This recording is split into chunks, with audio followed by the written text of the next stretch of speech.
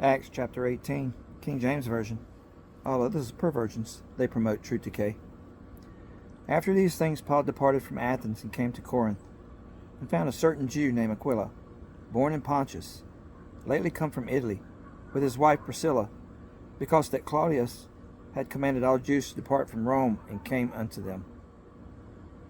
And because he was of the same craft, he abode with them, and wrought, for by their occupation they were tent makers. And he reasoned in the synagogue every Sabbath, and persuaded the Jews and the Greeks. And when Silas and Timotheus were come from Macedonia, Paul was pressed in the Spirit, and testified to the Jews that Jesus was Christ. And when they opposed themselves and blasphemed, he shook his raiment, and said unto them, Your blood be upon your own heads. I am clean. From henceforth I will go unto the Gentiles. And he departed thence, and entered into a certain man's house, named Justus, one that worshipped God, whose house joined hard to the synagogue. And Crispus, the chief ruler of the synagogue, believed on the Lord with all his house. And many of the Corinthians, hearing, believed, and were baptized.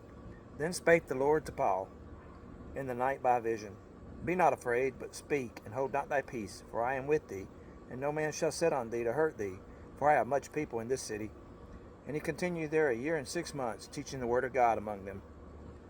And when Gallio, who was the deputy of Achaia, the Jews made insurrection with one accord against Paul, and brought him to the judgment seat, saying, This fellow persuadeth men to worship God contrary to the law.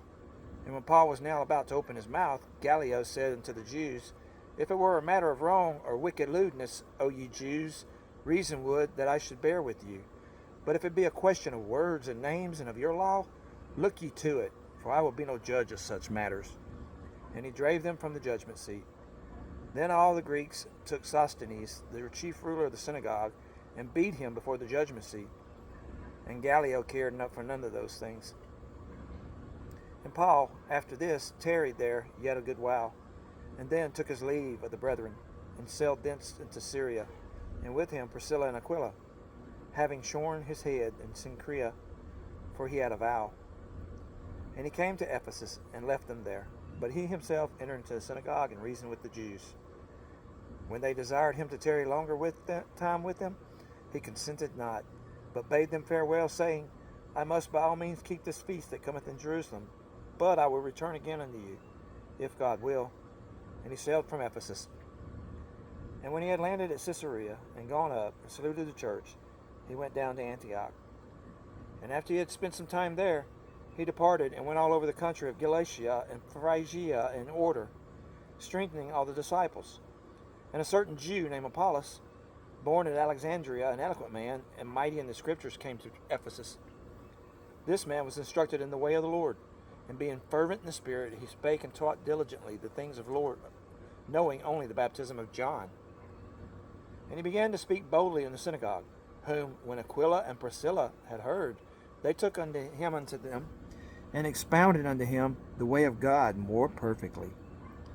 And when he was disposed to pass into Achaia, the brethren wrote, exhorting the disciples to receive him, who, when he was come, helped them much, which had believed through grace. For he mightily convinced the Jews, and that publicly, showing all the Scriptures that Jesus was Christ.